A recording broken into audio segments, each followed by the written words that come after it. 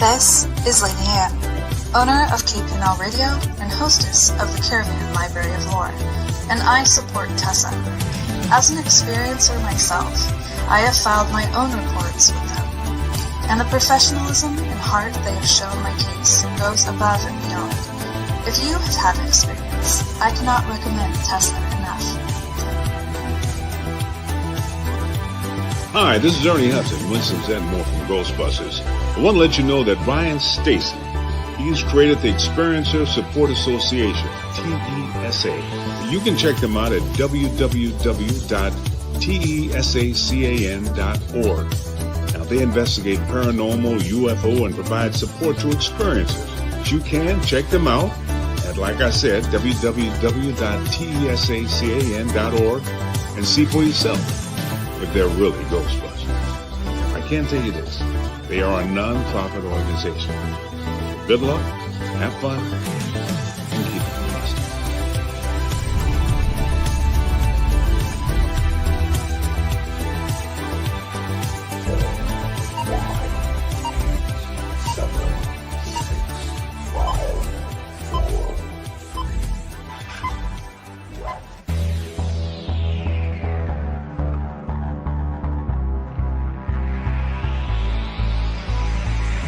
Good evening. You are listening to Beyond the Tinfoil Hat, a podcast by the Experiencer Support Association.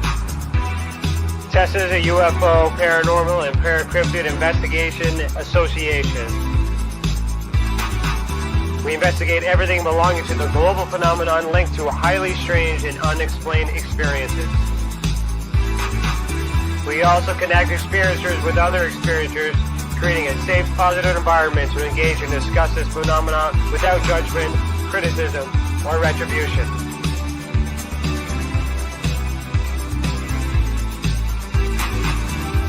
From the land of the white rolling sands, on the southeasterly tip of Georgian Bay, to all of you listening around the world, as we simulcast live on KPNL Radio, we salute you. If you want to go back and listen to our previous episodes, go to youtube.com/the Experiencer Support Association.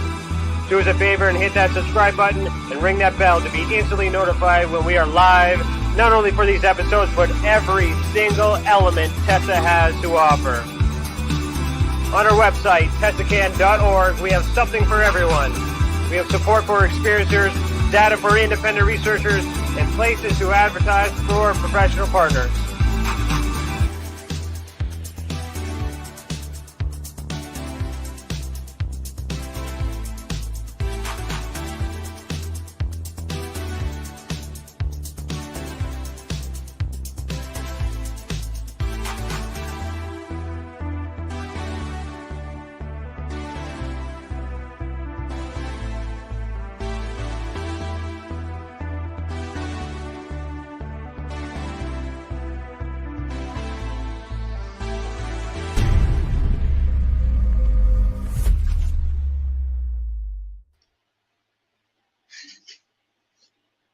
Hello, everybody. Today is Thursday, August 12th, 2021, and I, Ryan Stacy, am your host this evening.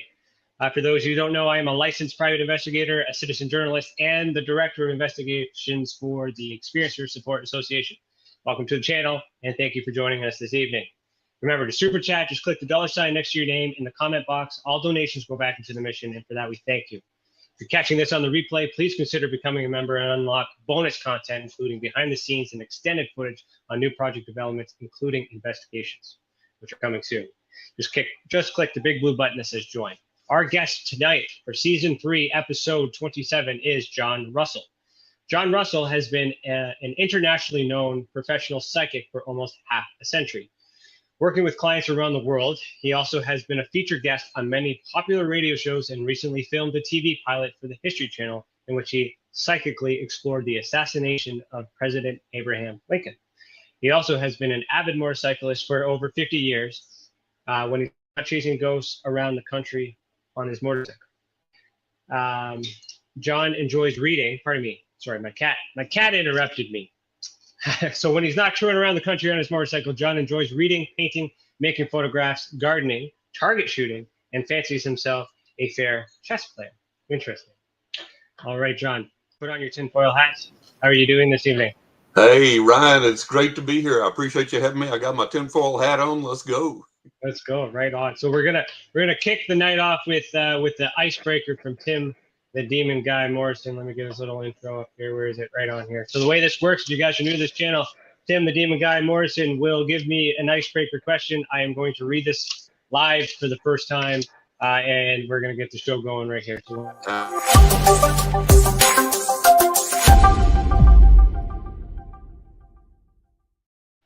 all right, so you can find Tim, the Demon Guy Morrison, at the Demon Guy on Facebook and Demon Guy Canada on Twitter. All right, so what do you have for us today, Timmy? His question is, if you could go back and uninvent something, what invention would you erase from history? The atomic bomb. Okay, yeah, well that's a good one. Yeah. That would change.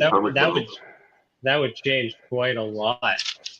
Yeah, you know, the thing when we first tested the atomic bomb, it's a matter of record that scientists did not know for a certainty that the chain reaction would go on forever and burn up the universe as we know it.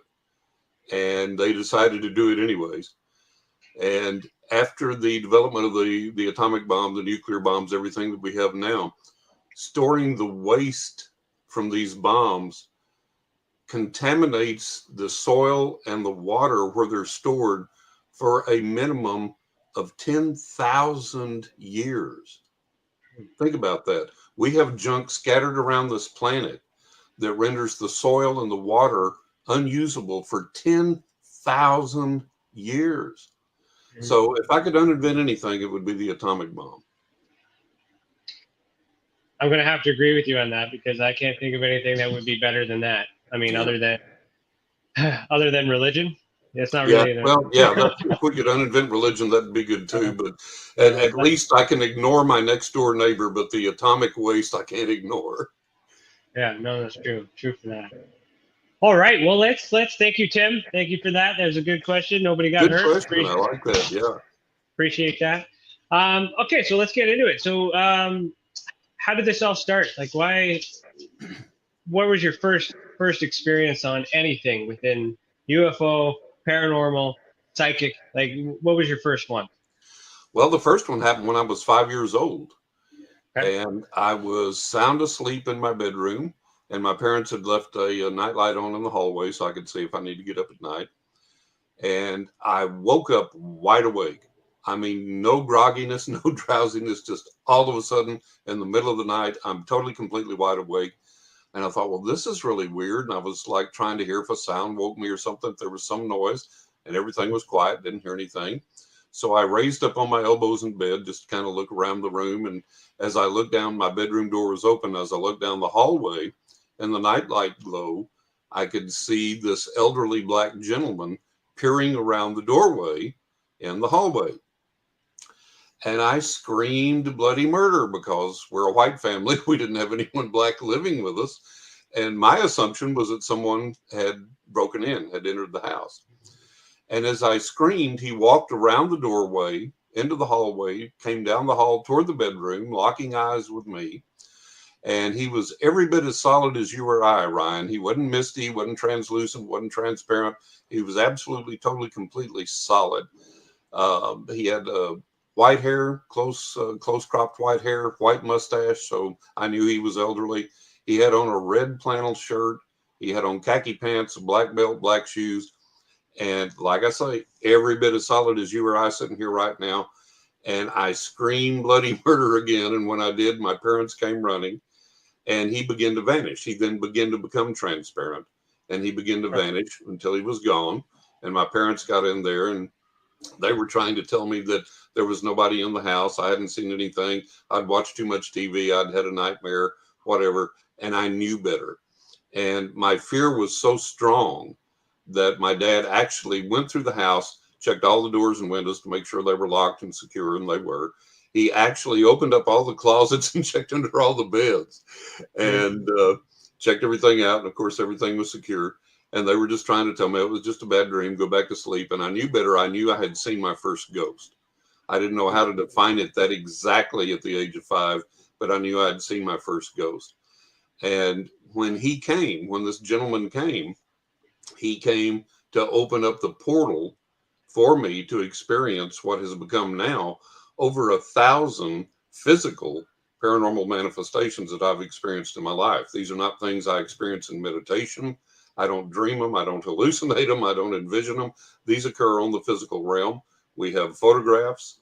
We have video. We have audio. There have been multiple times that other people have witnessed their occurrence on the physical realm. So that opened up the portal to the other side. And at the same time, then he also opened up my psychic gift. And I became aware of that shortly after the experience as well. And the way that occurred was I was about between, go ahead. I was just going to ask how old you were when you got the psychic, you discovered the psychic gift. Well, that was between 5 and 6 then, right Okay. around there between 5 and 6. And I was out in the backyard playing with a toy, and this car pulled into the driveway that I didn't recognize. And so I went running in the house, and I got my mom and dad, and I said, Mom, Dad, there's some people in the driveway. I don't know who they are. And they said, okay, we'll come out and look. So they came out and said, oh, those are friends of ours. So they walked out to the driveway as the people were getting out of their car, and they were all standing outside greeting each other and talking. And I was standing there playing with my toy, kind of eavesdropping. And as they were conversing, I just walked up into their midst, and I said, you people have just been on vacation. And I said, you took that car that's sitting in our driveway. But I said, you have kids, you have 2 kids, and you took them with you. You don't have them with you today, but you had 2 kids, and you took them with you in that car, and you went on vacation, and you stayed at this hotel, and it was a couple of stories high, and it looked like this in the front, and there were trees in front that were shaped like this and looked like this. And then I described the pool area in the back and so on and so forth. Well, the woman, I will never forget the expression on her face, Ryan. She was sitting there, standing there, staring at me with her eyes getting bigger and bigger and bigger. She looked at me like I had cobras coming out of my nose or something. Oh, wow. And she looked at my parents and she said, how the hell could he possibly know that? And my parents were like, well, and they were just kind of dumbfounded, didn't know how to respond. And she says, how the hell could he possibly know that? And my mother said, well, you know, kids and their imaginations, you know how kids are. She said, imagination, she said, that's what we were coming over to tell you is about this vacation that we just took. And we took our car, we took our 2 kids, we stayed at this hotel that was exactly like John described. How in the hell is that possible? How could he possibly have done this? And my mother was like, John, go play. And I was like, yes, ma'am. Nice to meet you folks. And so I went off. And so then that was when I became aware that I had that psychic gift. So would that be like, how would you describe that type of psychic ability in that moment? Is that mind reading, or is that precognition? Is that like, because like it already had happened, right? Right. So it was like a vision I was getting. I could see clearly everything they had done, where they had been, and I could see all the details of it there. And it came to me kind of like, it's a bad description. Anytime you ask a psychic that really has a gift to describe how it works, there's always a really bad, really poor, incomplete description because you grasp at straws. But it was kind of like seeing a movie in my head in a way, is the best way I can describe it. Yeah, no, that makes sense. Visualization, it's a visual display. Right. So that was when I became aware that everything was going on, and I connected it. I realized that the old black gentleman had come to do all that and to awaken the gift. And subsequent to that time, and all these years, I'm 67 now, so I've been around the block a few times. And in all these experiences, I have never been scared again. I've been startled a few times, sure, like everybody is, but I have never been scared again after that. It's been a really amazing ride. And I've been able to help a lot of people experience a lot of really neat things that convince me of the reality of the paranormal realm of the other side and how we can interact it to help ourselves. Were those the only 2 experiences you've had in your life? Like what happened after 6? Oh, then what happened after 6 was 1,000 experiences more. You know, appearances, disappearances, UFOs, ghosts, healings, telekinesis, you name it. And these have gone on now, like I say, for all these years. What is your most, okay, let's start with UFO. What was your most moving, Oh my. fact, like best piece of evidence, or circumstantial, if you will, but like best, most convincing UFO event? And how old were you when that happened? This is a good story. I'm glad you asked that, Ryan. Okay. I was close to, I guess I was around 20 years old, and I had already been reading professionally for a couple of years by then. And I had had this plethora, this avalanche of paranormal experiences. So I absolutely knew the other side was real. I knew the psychic and paranormal realm was real. I did not believe in UFOs. And I had read the literature. I had seen people interviewed. I had read the magazines, and I was like, no, no, no, I ain't buying it. Don't believe it. So, and this is where I kind of have to tie in, possibly, and not for a certainty, but possibly the paranormal with UFOs. Um, I was living in West Texas. I grew up in West Texas, and we were at the tip end of Tornado Alley. So familiar with all kinds of severe thunderstorms, bad hail, softball size hail, all that kind of thing, tornadoes. Um, so I was at this place, and my car was in the parking lot across the street, little narrow 2-lane street. I could see my car in the parking lot when I came out the door. And when I opened the door to come out, the first thing that hits me in the face is this blast of wind. And I look up, and it's overcast, and the clouds are dark. And I was like, oh, wow, here we are. We're in for one of our infamous storms. So I look over at my car, and I think, well, thankfully, I only have a little short way to run to get to my car, and it's not raining yet. And as I look over to my car, down in the parking lot, touching the parking lot, is this column of cloud coming from the clouds up above, this column of cloud coming down and resting by my car in the parking lot. So I'm looking at this thing, and I'm like, okay. And I've seen all kinds of bizarre weather manifestations growing up in West Texas, but I've never seen anything like this. And as I watch it, it's kind of whirling and churning and all this. And from within the cloud, a globule of glowing color will come out and then recede back in.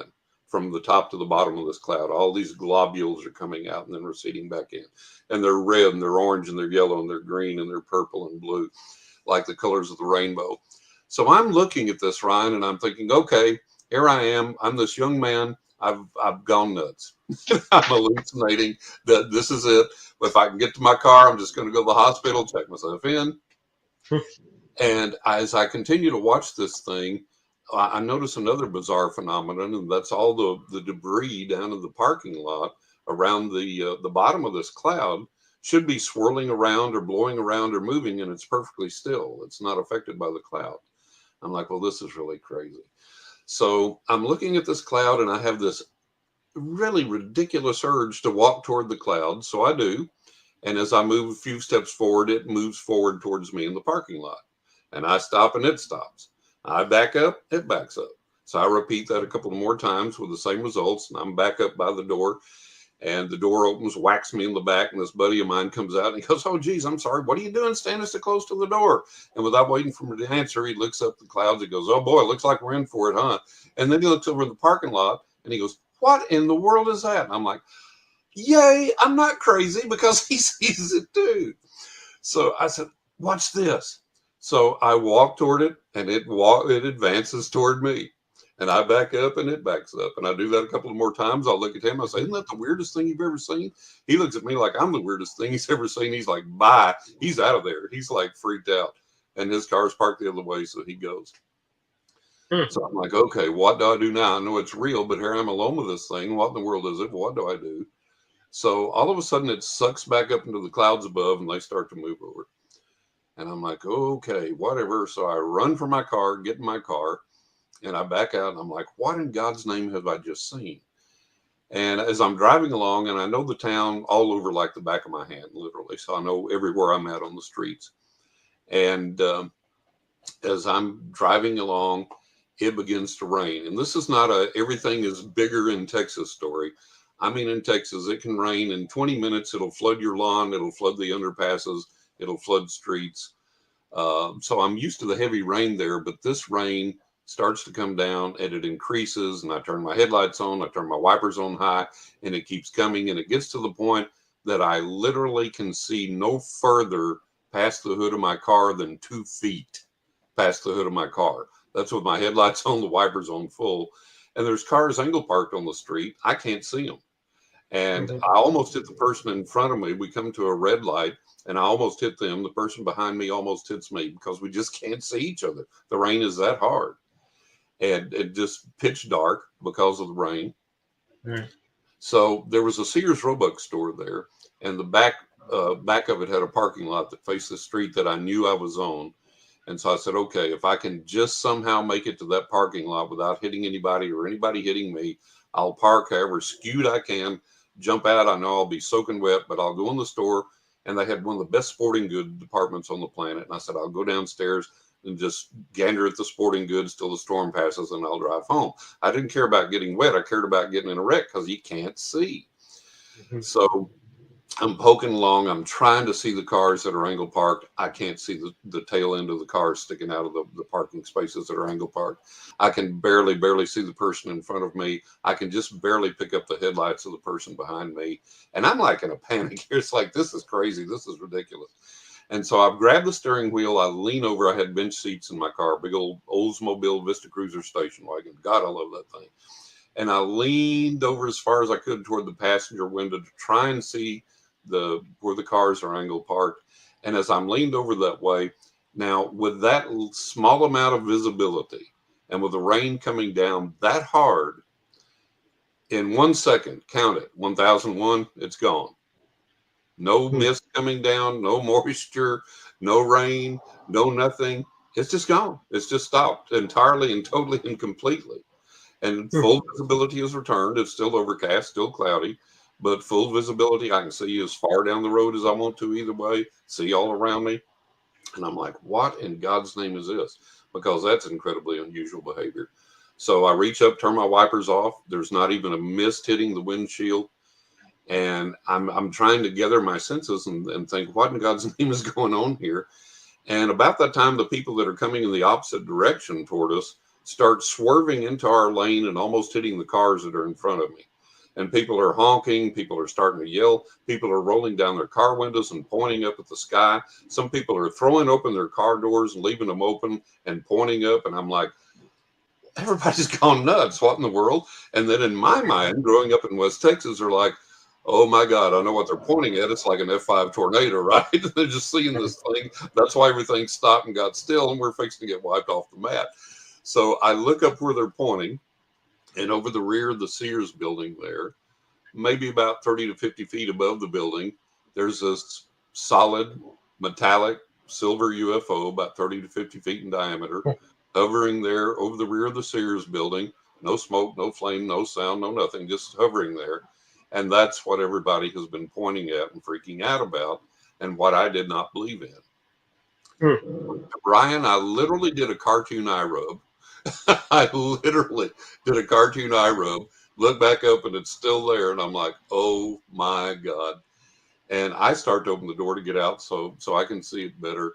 And as I reach for the door handle, the clouds behind the UFO come down low behind it and just cover it over. And as they start to cover it over, it just barely perceptibly moves our direction just a little bit. And the clouds cover it over. And the second the clouds cover the UFO over, the rain's back in full intensity immediately, just like it never stopped. So there was this guy in front of me, and I said, I don't care if I hit him at this point. I can't believe what I've seen. All these witnesses saw it before I did. And I just like, I don't care if I hit this guy. I'm going to follow this guy. He pulled into the parking lot, fortunately, the Sears parking lot. And he parked, I parked. He jumped out and ran. I jumped out and ran. Rain was coming down so hard it hurt. I was having to shield my eyes to run. And we got in there, and he was standing inside the vestibule. They had a little airlock there, and the basement went downstairs, and they had one of those mats you wipe your feet on. And he was standing there and just his head down and just standing there dripping water. And I remember he wore glasses. I didn't then, and his glasses were beaded with water. He hadn't even wiped them off. And I walked around in front of him, and it took him a second to realize anybody was standing there. And I looked at him, I said, excuse me, man, but I said, did you just see what I just saw? And he said, yeah, but I damn sure ain't going to tell nobody. And he sidestepped me and walked on through the store. And that's when I had to change denominations. I had to say, okay, they are real. I've seen it in the presence of witnesses up close and personal in daylight, and don't know what it is, don't know who they are, don't know, can't formulate any theories I can hang my hat on, but by God, they're there. And so that was my introduction to believing in UFOs, and I've had several experiences since then, including an interactive one. Okay. But that was the origin story for me, and that was That one is quite interesting because like I was making notes as we went through because like you have the psychic ability about you prior to this, right? Mhm. And the UFO phenomenon, I guess before I get into this, like, is that separate or is that connected? Now with your experience, is there some connection with that, or is that a separate phenomenon in your realm? To me it's still a separate thing. Like I say, there may be that paranormal component there because that cloud was an integral part of the experience then leading up to seeing the UFO. So that may be a connection. But in my mind, the psychic gift is entirely separate from the UFO phenomenon. Yeah, because this may not be a psychic event, especially when you have other people witnessing it in the Right. material world, right? So then you Right. have weather manipulation, like strange proportions, and then you see something when the weather is calm, Right. and then it comes back. So what kind of technology do you think would have had to have been available in order to manipulate the weather like that? Like, do you think the machine created the bad Yeah. weather and then stopped it, Yeah. or the bad weather existed and then it stopped it for a second and then it continued? What was normal? I think the UFO manipulated it and caused it. That was my feeling at the time, was that it was responsible for that manifestation. And that, because like I say, I grew up in West Texas and every kind of storm condition you can imagine. I've seen every kind of weird weather there is, but I had never seen anything like that. And the only thing and I've never seen any weather like that since. So the only thing I could tie it to was the UFO had to be manipulating that weather and manipulating that manifestation. That's the only conclusion I could come to. Was there any news coverage? Did anyone go to the papers at all, document that? No, because back then, this was like right around the 70s, I think, somewhere around in there. And it's not, Ryan, honestly, it's not much better nowadays. It's just starting to get better, but it's not much better nowadays. But back then, you didn't talk about that. We were in the Bible Belt for one thing. You were made fun of, you were castigated, you were ostracized. You could lose your job. So people didn't report those things. People didn't talk about those things. And even among themselves, people were reluctant to talk to each other about what they had seen or what they had experienced. And I remember I had a good friend I went to school with, who was on the paper there. And several years down the road, he was interested in some type of paranormal thing and asked if anybody had any experience. So I told him about the UFO experience. And he made a little short mention of it in the paper with a statement that I went to school with John. I've known him most of my life, and I believe he's absolutely, completely credible and wouldn't lie about such a thing. But that was as far as it went, and nobody, wanted to follow up on it. Nobody wanted to discuss it. And that was my experience back then growing up as a psychic and with all these manifestations were, either due to people growing up in the church. It was demonic. It was of the devil. They didn't want anything to do with it. Or they were just scared of it. They didn't want anything to do with it. And that's still, unfortunately, pretty much a prevailing attitude out there that I encountered. Okay. What happened next? Oh, man. Well, there's just so many experiences. When like I say, I started reading professionally at age 18. I began to, around age 12, it became really important to me to begin to investigate things paranormally, to do paranormal investigations, because I had this big search for the truth. I had begun to find out that there was a lot of phonies and con artists and frauds in the spiritual realm. in the psychic realm, and even in the church, even in the religious movements. And it was a big thing to me to say, okay, what works, what doesn't? People make a lot of claims, but let's find out if those claims hold water or not. And so I worked on that. I began to do that at about the age of 12. That's something I've continued my entire life and still do. Then at the age of 18, I started to read professionally, and it went on from there, and progressed to the point that I became internationally known. I've read for clients in over 40 countries. I still have a worldwide clientele I read for today. I have continued to do the paranormal investigations, and along the way, a nonstop barrage of paranormal experiences. What has your research led you to believe today? So what are the answers? You didn't know anything at 12. You started getting into it. You had some experiences at a younger age. You started looking into it. You started learning things, and you had a UFO experience at 20. A bunch of things in between. What's going on? What is really happening? Well, as far as what is really happening, we live with this other dimension, what I call the other side. And that's an umbrella term that it's the other side. And that's regardless of whether you're seeing a fairy or a deceased loved one or a spirit guide or an angel or whatever, that's the other side. And what we have to realize is that the other side does interact with our realm on a regular basis, and that we can attune ourselves to that for the purpose of making our lives better and making other people's lives better.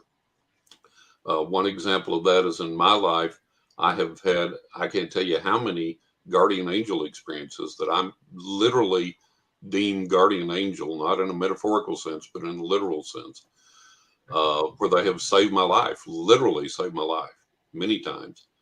And so that's a benefit of connecting with this other side. We have to understand that the beings on the other side, whoever they are and whatever they are, can see further down the road than we can and have more knowledge than we do and have better insights into things than we do. And so if we make that legitimate connection, then those beings can come to us and they can say, Aunt, don't do this right now. Wait, hang on. Or, you need to be involved in this right now. You need to do this right now. And if we will listen to that, it'll help us. The problem is we don't listen. We pray, we meditate, we cast spells, we do rituals, we say mantras, we do this, we do this, we do that. And we wonder why we don't get anywhere. We never shut the hell up and listen, and to listen, you get rid of your cell phone, you turn your cell phone off, you take the earbuds out, you get away from the TV, you get away from the radio, you get away from whatever, and preferably you sit out in nature where it's quiet and it's silent and you're away from everybody else. And you say, okay, God, universal mind, great spirit, whatever, I've asked you, I need input, I need guidance, I need help. What do I need to do? And then you shut up and you listen. And you may need to listen for 15 minutes. You may need to listen for half an hour, and nothing may come. And if it doesn't, then you do the same thing the next day, and you do the same thing the next day until the information comes. And then here's the big key. When the information comes, you act on it. Okay. Mm-hmm. And I'll give you an example of, like in my first book, Writing with Ghost Angels and the Spirits of the Dead. I've been a biker since I was 15. On my current bike, I have almost 114,000 miles. So a serious rider all my life. And I'm a good rider. I'm very capable on the motorcycle, and I'm capable of riding safely at high speeds. So here in Florida, where I'm living now, I had scheduled myself a day off, and I was riding on one of the interstates here, and it was a beautiful day, blue sky, sunshine, gorgeous scenery. And I'm tooling along in the right lane at 70 miles an hour, which is the speed limit, which nobody goes, of course. And on this 3-lane interstate, in the right lane, which is supposed to be 70 miles per hour, people usually go 75, 80 or whatever. In the middle lane, people are going 90 and more. And in the left lane, all bets are off. People think they're training for the Daytona 500 there, right? Yeah. So I'm like, today I'm tooling along. I'm geezering it, right? I'm an old man geezer on the bike. I'm just having fun. I'm looking at the countryside. I'm riding along, just lollygagging and enjoying myself. And I hear this voice in my head, which I know very well because I've heard it all my entire life. and it says move into the far left lane. And I argue with the guys on the other side. And I've had all these experiences, all this guidance, all this protection, all this knowledge, and I'm arguing with them. I said, guys, to get into the far left lane, there's going to have to be a whole bunch of throttle on, throttle off, brake on, brake off, upshift, downshift, lean, weave, bob, swerve, and piss off a lot of drivers.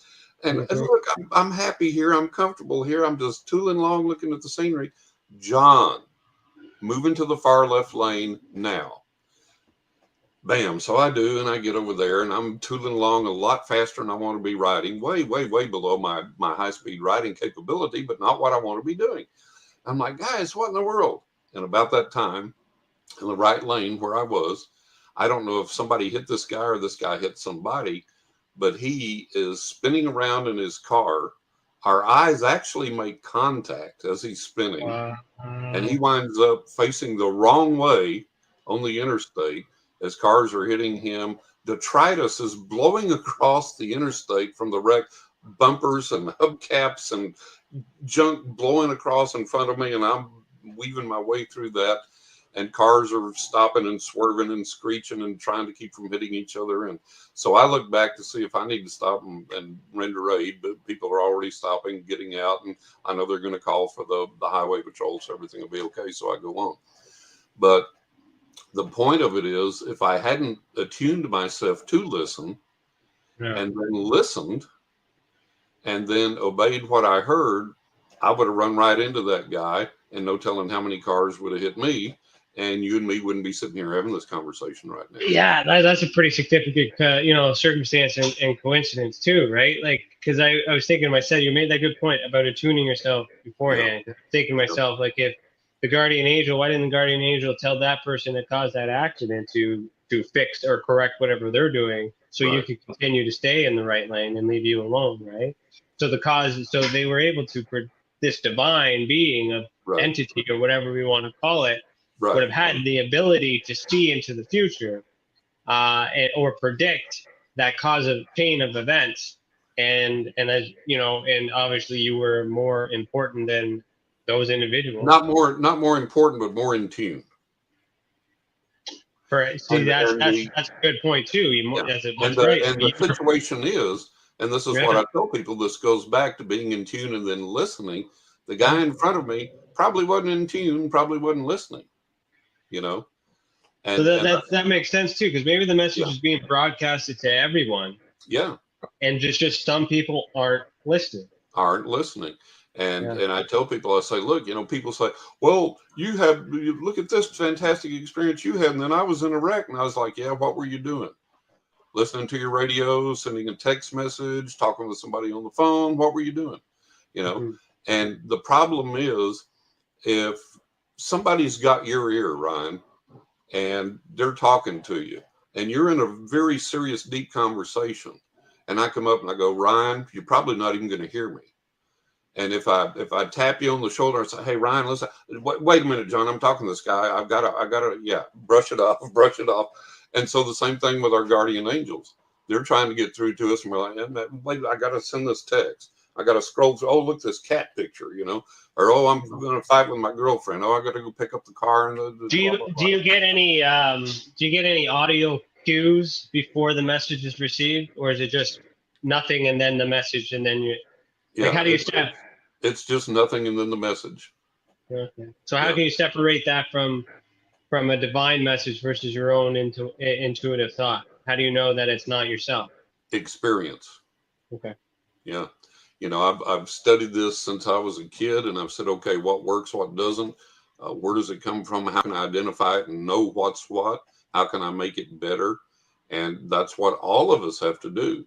We have to learn that, we have wishful thinking, we have optimism, we have our gut instinct, and then we have, our urges and whatever that we want to do and all this. So it's a process of learning to separate all that out and differentiate between all of that. And like when I tell my clients, it's like, I say, look, I'll give you a reading, that's great, but I can't be with you next week, next month, whatever. You have to develop your own gut instinct. You have to learn to listen to the other side for yourself. And the way that you do that is to get away from, boy, here's what I really want to happen. Okay, put that on the shelf and then go to the other side and go, what should happen? You know, and I'll give you an example there. I had been on radio for a number of years, and I really, really, really wanted to get on TV because there's a lot of nonsense out there. And I wanted to go on TV and have the chance to correct that and to convey to people, here's what the other side is really like.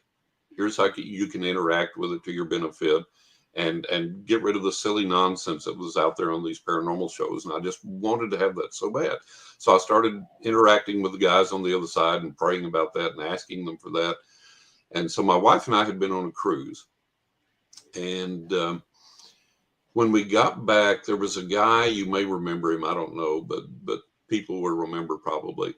There was a guy, I don't remember if his name was, I don't know, John Hockenberry or David Hockenberry. His last name was Hockenberry. And he was a reporter for one of the news magazine shows, 48 Hours or one of those. He was in a wheelchair.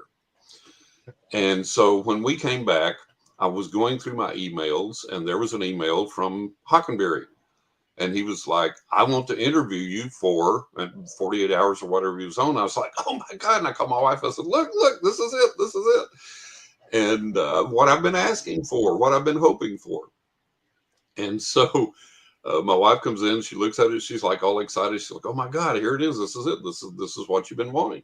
And I got down to the end of the email, and I got back from the cruise 3 days too late to meet the deadline to be interviewed by this guy. And I was like, oh man. So I was crestfallen. I was like, guys, with all of your ability to set things up and as far ahead in the future as you can see things, this, and the only thing they would tell me, the only thing they would say to me was, just wait, you're going to be so glad you missed this. And I was like, what? That makes no sense whatsoever. So I'm arguing with them, right? So weeks go by, and I'm still arguing with the guys and grousing about this and blah, blah, blah. And so I'm laying in bed one Saturday afternoon, lounged up in bed on my prop pillows watching TV, and I'm flipping through the channels, and I hit this channel, and here's Hockenberry, and he's interviewing John Edward. And I'm like, John Edward's got a New York Times best-selling book. He has his own TV show. John Edward doesn't need to be interviewed. I need to be interviewed. And so I'm watching this thing. I turn the volume up, and Hockenberry is doing everything in his power to make Edward sound like the most stupid, phony, jerkwater con artist there is on the planet. And I was like, oh my God, that would have been my introduction to the general public at large through TV. And the guys told you was going to be glad you missed this. And I was like, oh, okay, yep. So we have to be, when we say, hey, lead me, guide me, we have to be willing to be disappointed. We have to be willing for the answer to be no, or to wait, or to go off in some other direction. You know what? I mean, that's pretty awesome, because without getting into detail, the last 2 days I've been dealing with something similar too, personally. So like I resonate with that message. Right. Like in the terms of like I've been working on a case for a long time, and I finally get evidence that I need to prove my point. Right. But I've realized that if I prove my point now that I'm right, there's no need to go any further. Otherwise, I'm causing more harm than necessary. So what I've been doing is asking, what should I do, and just waiting. And then as I'm waiting, and now here we are reinforcing it in this message too, in a similar way. So it's really interesting. So, and it's right. We got to pay attention. We have to listen to ourselves. It's something I don't do very often. It's something I'm doing more myself than I have been in the past. And I do find that if it leads you to do good, then good should happen. Right. In your experience, has the voices ever or the messages ever led you astray? Have they ever broken your trust? Have you ever done anything bad, anything wrong? Absolutely not. Never. You think it's possible? Any demons, any interference, anything like that? Battle against good and evil? Well, look, I don't see a demon behind every bush. I've never experienced the Exorcist movie thing or anything like that. look, I don't deny that there's evil. All you got to do is read the paper. You see there's evil in the world. You can't deny that. If you extrapolate that to the spiritual realm, not everything can be roses and light and all that over there either. I don't believe that. But I don't believe that we have the negative or evil degree of influence that people attribute things to or chalk things up to. Now, do I believe there is a spiritual battle going on? Absolutely. Do I believe there's a war between good and evil? Absolutely. Are there a lot of things we wish we knew that we don't? Sure. But I think for the most part that we have to say, okay, basically when we get up, if we're asking for the power of good and for light to come to us and to help us, and that's our focus, and we're working toward that, I believe that's what we attract for the most part. Now, with that, do we get led astray? Absolutely, we get led astray. Look at the big fancy televangelists on TV that are worth tens of millions of dollars every year, and their followers live in poverty. That's being led astray. There's a voice that comes in the name of religion that leads you astray. Have you ever sold everything you had and wore rags and went to a commune and lived in a cult while the leader drove behind a Rolls Royce? Okay, then you've been led astray. You've been lied to. You've been led astray.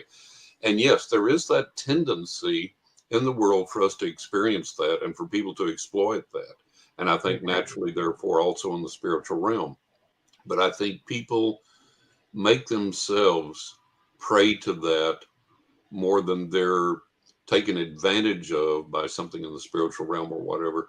There are ways out there to find honest answers, to be led in the right way without being led astray.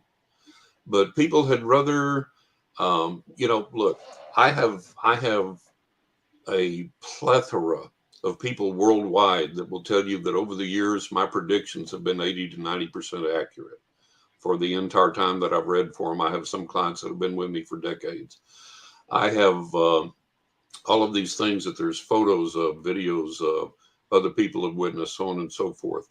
I have common sense, down to earth, practical, spiritual guidance that will take a client or someone that's seeking and put them in a right direction, in a positive direction that doesn't take advantage of them, that'll make their lives better, and so on and so forth.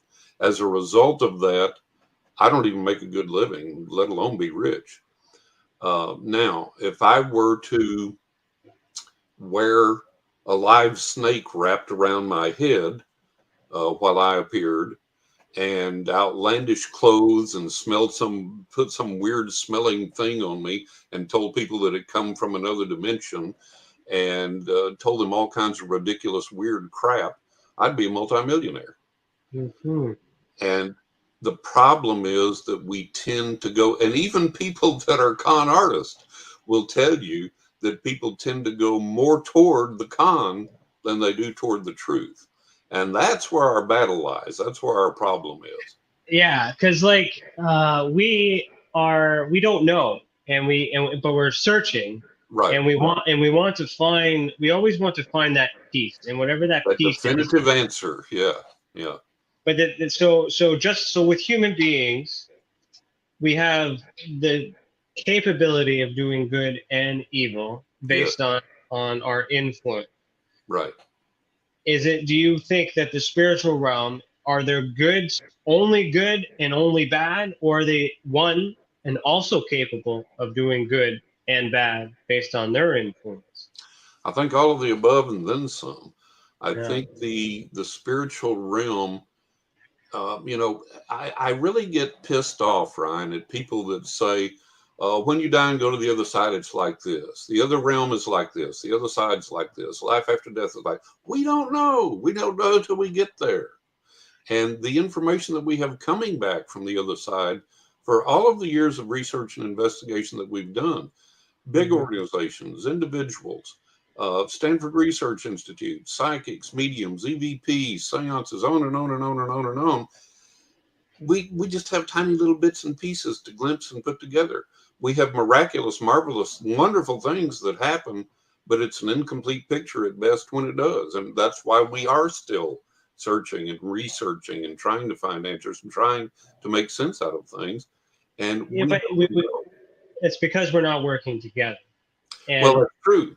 Everybody has a schism. It's like, well, I believe in UFOs, but man, I don't believe in psychics. Well, I believe in psychics, but I don't believe in dowsing. Or, well, I believe in this, but I don't believe in that. So we limit ourselves, and we're too willing to limit ourselves and to segregate ourselves. And then we're too willing to believe any silly thing that comes down the pike and just run with it instead of saying, whoa, wait a minute. Let's investigate this. Let's see if that's real or not. If it is, and if it stands up, if it holds up to the investigation, the truth isn't going to shrink away or vanish just because we want to look at it. And so I think that we have to realize all those things come into play. It's a very complex, very complicated, and very frustrating thing. And we're working. The thing is that it's either it doesn't exist or it all exists. So there's never, you can't believe in paranormal, like ghosts, but not UFOs, or the other way around. Exactly. You can't believe in extraterrestrials and not paranormal activity. Right. Because without understanding how they manifest, how they communicate, how they operate. Correct. There's a lot of trends, there's a lot of things within what we call the ultra spectrum, where we're studying the psychological, the consciousness contact or connection between both realms, right. To try to understand that they may very well be the same thing, just called something different by different people, right. And from different experiences, but and yet still having it exist. So the UFO community, which is so splintered, grinds my gears because me too. They're so smart that they're dumb. Mm-hmm. And they know they will fight to the end that ghosts don't exist, paranormal doesn't exist, there's no evidence and all this other stuff, but yet they can make a career off of being a ufologist, which is someone who studies something that has not been identified. Exactly. How can you study something that you don't know what it is? And I can understand that when the term was coined back in the 40s, maybe. Yeah. 80 years have passed, plus or minus, and they haven't figured it out yet. They haven't figured it out yet, and now we call them UAPs instead of UFOs. We've changed the nomenclature, but then this paranormal community who puts the same amount of effort in trying to understand life after death, the other side, and all these other things. And if we were to assume for a second, if the UFO guy were to assume for a second that maybe the ET was a interdimensional ghost, right, all of us paranormal guys would be able to be like, we knew that all along. Right. Welcome to the club. Right. But yet they can't accept this spiritual stuff because we can't. Well, we can't show it in this material world. Yeah, that's like Lou Elizondo, who I have a tremendous amount of respect for. But he said one time, and I have that somewhere in print, he said one time that ultimately the UFO thing may lead in a spiritual direction, and he hoped that it didn't. But he had to be prepared to accept that if it did, right? So that's where the UFO community lies. Like you say, it's like, okay, we can accept that there are nuts and bolts craft that can do everything that violates every known law of physics and science that we have, and probably are piloted by extraterrestrial beings that come from galaxies far, far away, and they can get here in a split second if they want to. But a ghost? No way. and the other thing that grinds my gears with that is if you were to turn it around a little bit and say, well, hey, maybe it's not a ghost, maybe it's not ET, maybe it's us, maybe it's man driving the craft. Right. They won't even accept that. Yeah. They won't even. It's not even possible for ourselves to drive. Yeah. at this stage of the game, you have to be open to a lot of possibilities because nobody knows. We don't have the answer. Well, let me back up on that. Okay. None of us know. I do believe psychically, and I do believe logically that there are people in the government and in the military that do have the answer. And they haven't made it available for whatever reason, and we can speculate whatever those reasons are. Do you need to know what that answer is that's for the entire world? What we don't have is an understanding or confirmation of it globally. But you, Right. as an experiencer, as a witness, Right. you know what it is. You believe it to be something. Oh, absolutely. Is that not good enough? No, it's not, because in everything that we experience, we need to have the answer for that experience and how we integrate that into our lives. It's like I have a third book coming out, and in this book, it's called 20 Ways to Increase Your Psychic Abilities. Okay. And it's for the average person on the street that doesn't know beans and wants to increase their psychic abilities. Each chapter will have one lesson. So 20 Ways to Increase Your Psychic Abilities, 20 chapters. And each chapter has one thing in it. And what I do from my own experience, my own knowledge, and I know that this works, I take the, for example, the first chapter is on psychometry, and it defines what it is. It explains it so that you can understand, oh, okay, so that's what it is. And then it tells you step by step. I take your hand and lead you step by step through how to learn it, and then how to practice it so you get good at it, and then the real world application of that. Because if you learn psychometry and you go to a party and you say, hey, give me your ring, and they give you your ring, and you go, you bought this in Dallas. Oh, wow, man, that's cool. That's cool. That's the end of it. It's a parlor trick. It's a real manifestation. It actually occurred, but it's a parlor trick, and that's it. Now, if you take the real world application of being able to do that, and somebody comes to you and says, man, I've got this contract here, and I don't know whether to sign this thing or not. Let me see it. And you hold on to that contract and you go, oh man, this guy's a shyster. Don't sign this contract. Don't do with this. That's the real world application of it. So these things we learn and we experience, we need to integrate them into our lives so that we help ourselves and so that we help others. So seeing the thing, is that enough answer? No. Why is it here? Who's piloting it? What are their intentions? What's going on? That's what we have to discern, and that's what we have to apply then. Okay. Are there some circumstances where it can be okay though? Because like I understand where you're coming from because you're an investigator. I'm the same way. I'm an investigator. That's I want to know where, why, when, and how. Yeah. But I mean, if I were to just settle, like there's a lot of things that I could say, yeah, I know. Like I know for sure that the ufology community is a business model and a scam. Exactly. Bingo. Thank you for saying that. Bingo. Yeah. So let's actually pause right here because we got to head over for a commercial break anyway. Sure. And then we'll get into that. So we'll pause right here, but we'll be back. We'll continue after a message from our professional partners. Also, if you're listening to this on KPNL Radio or a future podcast, remember to head over to youtube.com/the Experiencer Support Association to see the live video that goes with this audio. Remember, you're listening to Beyond the Tinfoil Hat podcast by the Experiencer Support Association. I'm with John Russell, and we will be right back. Ryan is one of Canada's leading new UFO investigators. He conducts and oversees UFO investigations on a constant basis and was really taken by his research. He's compiled a tremendous amount of data regarding UFOs in Canada. And just as interesting, he really goes over how UFO investigations are done and what are some of the mistakes that people make when they submit evidence. Note for starters, don't edit your videos or photos before you send them. If you want to hear more follow-up conversation between Ryan and myself, you can go to richardolanmembers.com where we have a candid conversation on ufology, the paranormal, and more. And remember, while we learn and grow and search for the truth, let's be good to each other.